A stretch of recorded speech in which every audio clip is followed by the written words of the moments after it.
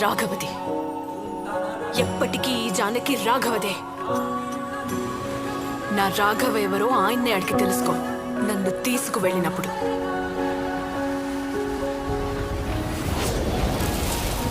దశరథాత్మజుని పదముల